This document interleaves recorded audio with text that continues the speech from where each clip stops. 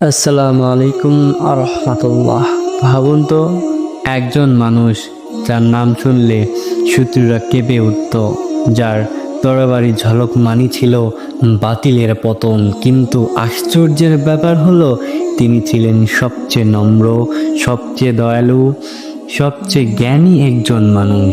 তাকে বলা হতো আসাদুল্লাহ, আল্লাহর সিংহ। কিন্তু প্রশ্ন হলো, কেন তাকে আল্লাহর সিংহ বলা হতো? শুধু কি তার শক্তির জন্য, নাকি এর পিছনে লুকিয়ে আছে ঈমান, ত্যাগ আর আল্লাহর প্রতি অবিচল ভালোবাসার এক বিস্ময়কর ইতিহাস? আজ আমি আপনাদের শোনাবো ইসলামের চতুর্থ খলিফা, বীর সাহাবী, নবীজির চাচাতো ভাই ও জামাতা হযরত আলী রাদিয়াল্লাহু আনহু এর অবিশ্বাস্য কাহিনী।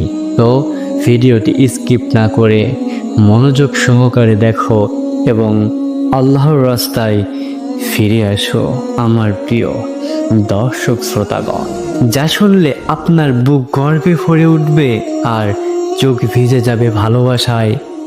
হযরত আলী রাদিয়াল্লাহু আনহু ছিলেন সেই সৌভাগ্যবান ব্যক্তি, যিনি ছোটবেলা থেকে মুহাম্মদ সাল্লাল্লাহু আলাইহি সাল্লামের ঘরে বড় হয়েছেন। যখন পৃথিবী অন্ধকারে ডুবেছিল, মূর্তি পূজায় ডুবেছিল মক্কা, ঠিক তখন এই কিশোর প্রথমবার ইসলামের ডাকে সাড়া দিলেন। তিনি ছিলেন হযরত আলী রাদিয়াল্লাহু আনহু। মাত্র 10 বছর বয়সে তিনি ইসলাম গ্রহণ করেন।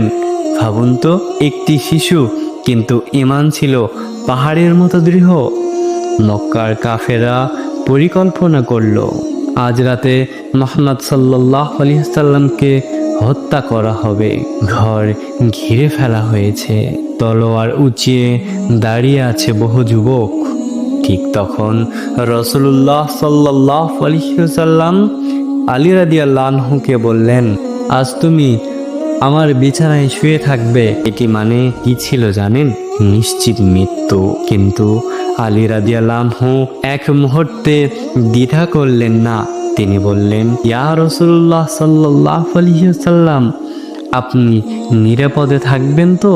এই প্রশ্নে ছিল না নিজের প্রাণের ভয়, ছিল শুধু প্রিয় নবীর নিরাপত্তার চিন্তা। সেই রাতে তিনি মৃত্যুর বিছানায় শান্তিতে ঘুমালেন, কারণ তার হৃদয় ছিল আল্লাহর উপর পূর্ণ তাকওয়া ভরা। ইসলামের প্রতিটি বড় যুদ্ধে আলী রাদিয়াল্লাহু আনহুর সামনের সারিতে ছিলেন।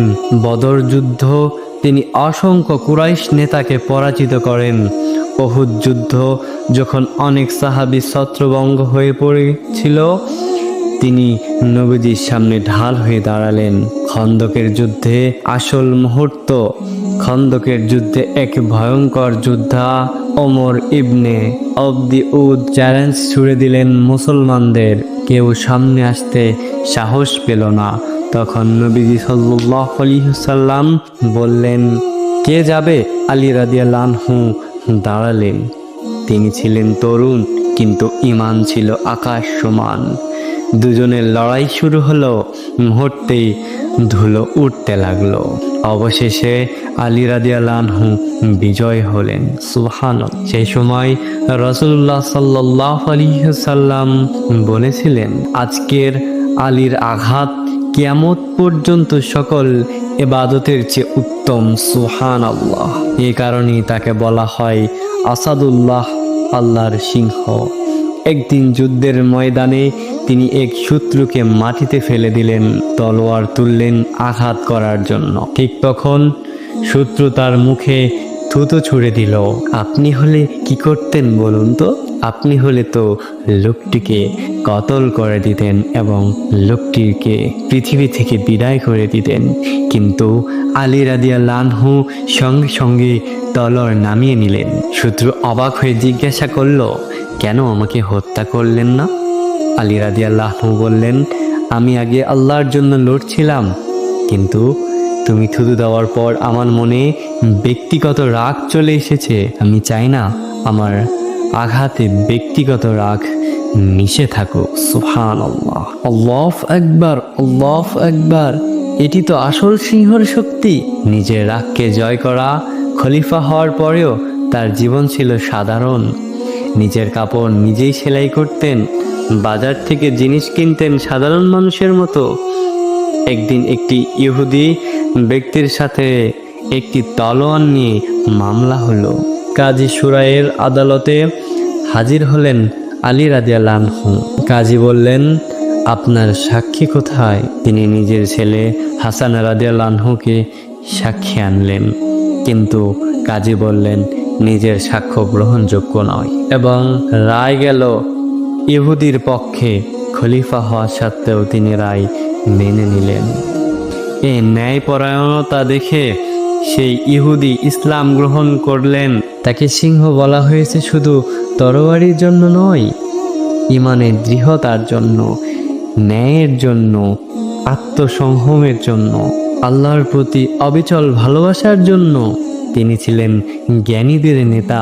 তার একটি বিখ্যাত উক্তি, মানুষের মূল্য সাধারণ হয় তার জ্ঞানের দ্বারা। ভাই ও বোনেরা, আজ আমরা তাকে অনুসরণ করছি। আমাদের রাগ কি আল্লাহর জন্য? আমাদের শক্তি কি ন্যায়ের জন্য? যদি সত্যি আমরা আলী রাদিয়াল্লাহু আনহুকে স্মরণ করতে চাই, তাহলে আমাদেরও হতে হবে ন্যায়ের সিংহ, সত্যের সৈনিক আর ইমানের পাহারাদার।